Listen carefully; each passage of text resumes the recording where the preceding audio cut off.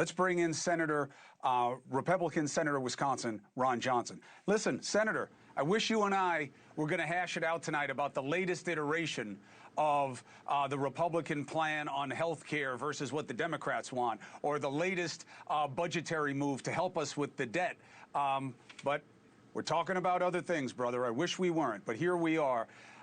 Does it matter to you if the person who's going to be in charge of an agency has any experience in what that agency does? Well, first of all, I'm not sure anybody is qualified to run DHS. It's an enormous undertaking. It's going to be a huge challenge. So, again, you can go into these hearings and try and get a gotcha moment. You know, what I try to do is I try to understand who the person was. You know, James Lankford is fellow senator, senior senator from Oklahoma, gave just an incredibly genuine and heartfelt opening statement, introduction of Senator Mullin. Talked about how he built his father's kind of one-man plumbing operation, the largest plumbing operation in Oklahoma. Now, that's not easy to do. He's been successful in everything he's done. Oklahomans have voted for him now for over a decade. They've put their trust in him. And what I did in my questioning, I just offered him the opportunity to talk about the relationships he's built in the House with Republicans and Democrats, in the Senate, same way. And then even more importantly, he told me a story about President Trump and his son who was grievously injured. And I just asked him, you know, please relay that story. I think it's an important story for the American people to hear. And he did. And listen, it was choking me up. It certainly choked him up as well. So again, as a person of accomplishment, of integrity, I think that's exactly the kind of people you want running these agencies. And particularly you want one that has the confidence and the ear and the friendship of the President of the United States. That's going to, do him well as Secretary of Homeland Security. I am not here to besmirch the guy's character, okay? I'll always give a little bit of a deference for someone who knows how to use his hands, and he knows how to do that on two levels. I respect that he's an artisan, I respect that he's an entrepreneur, and I respect that he's a pugilist. However, good guy is not enough when it comes to running a government agency. Would you say the same thing if he was going to run the Fed? And say, yeah, he's a good guy. The guy doesn't know how to count to 10, but, I heard he loves his dog. It sounds like a very low bar you got here, Senator. No, I said he's more than a good guy. He's been very successful in business. He knows how to run an operation. He's succeeded everything in life. I think he now owns a ranch. He's obviously representing the people from Oklahoma. He's built good relationships on the Hill, which is an important thing when you're Secretary of the Department. You've got experts running the different divisions. You have to be a manager. You have to have those people skills, and he has those people skills. So, again, I think you're understating his qualifications for this. And, again, in the end, elections matter.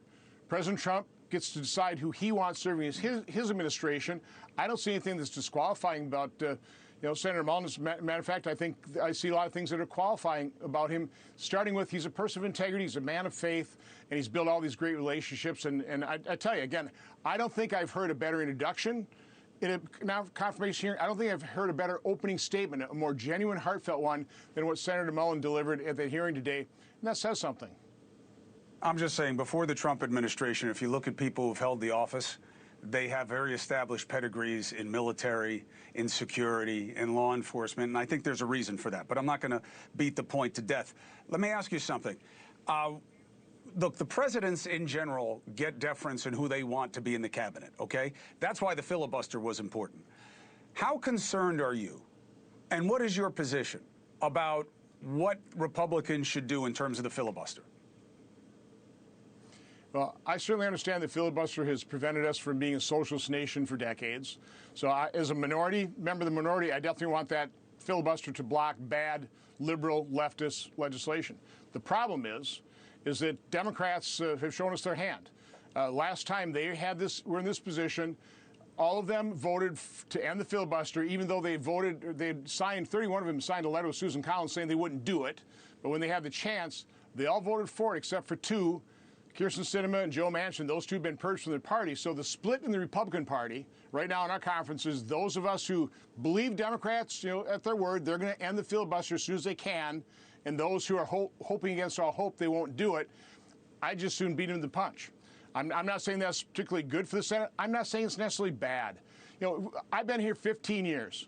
We've gone from $14 trillion to $39 trillion in debt. I mean, the number of continuing resolutions, the number of shutdowns. Again, the Senate is broken.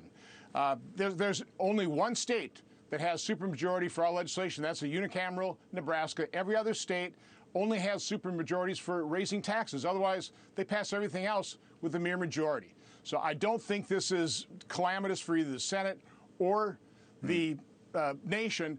And the bottom line, the vast majority of Republican voters want us to eliminate the filibuster at this point.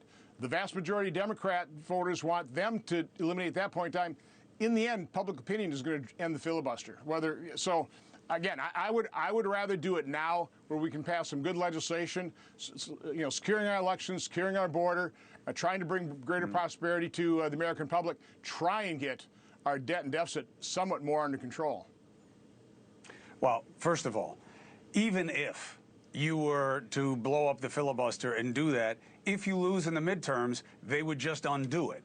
And what your posture would be, not you specifically, but your party would be, just oppose, just resist, just wait. And nothing would ever happen again. And it's not apples to apples with states, and you and I both know why. Most major states have what? They have budget laws. You must pass a balanced budget. You guys don't have that. And we don't do that. No state, my guess, feeds off opposition the way you do. So about the only thing we're passing nowadays are these reconciliation bills, Democrat or Republican, with 50 votes. Yeah, we finally passed appropriation bills. I've been here 15 years. We should have passed 180 appropriation bills on time before the start of the fiscal year they were funding. We've passed 6. That's a 96.7% failure rate, and the only way they passed them this year, $14 billion in earmarks. Even though our conference has a resolution against earmarks, we enjoyed, we got up to the trough and $14 billion worth of earmarks. So again, it's a broken, dysfunctional system. I don't think it's the end of the world. So what I proposed is, no matter what happens with the Save America Act, my guess is it'll be a closer vote that will fail. Right after that, what we ought to do is hold a vote on a rule change. That'd be 67 votes, and to set the cloture vote at 50 votes, okay? My guess is Democrats would vote no. Now, they voted yes last time they were in power. It's the only way I can think that we can dissuade them from the next time they're in power from eliminating the filibuster. Republicans right now, we don't have the votes to do it. I'm okay with that. So again, I'm okay with that. I think we ought to go on the record, vote for a rule change at the 67 vote threshold, make people vote on this. I'm good with that, because it will preserve the filibuster, and yes, it will give you the hedge position against the Democrats doing what would be wrong, and would be wrong for you to do. Even if you do it preemptively, it's still wrong. One more thing.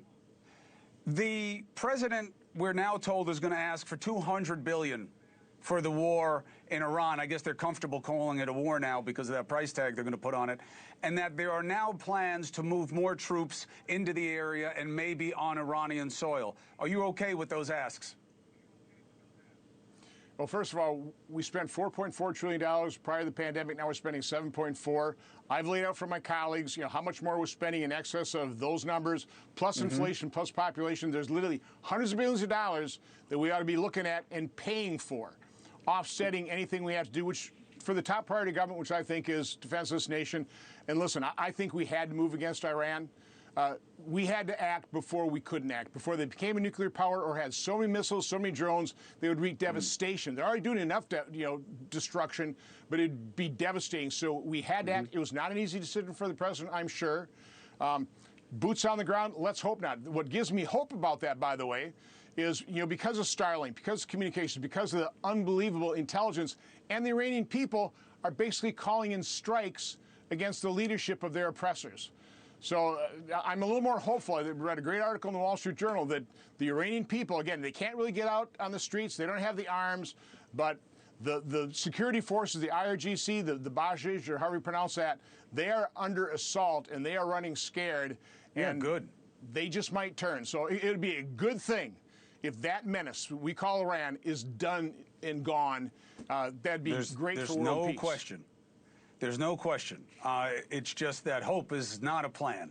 And everybody agrees or they should, that the regime is better off gone. The question is how you do it and your chances of success. Senator, I always appreciate you coming on and taking the questions head on. I really hope the day comes before I don't have any hair on my head that we're talking about health care, fixing America first, and what's the right way to get the debt down with competing plans. I look forward to that, and I hope we get to it again before I'm bald. Thank you very much, Senator. Thank you for watching. Subscribe below and download our NewsNation app right now on your phone, and you will get fact-based, unbiased news for all Americans.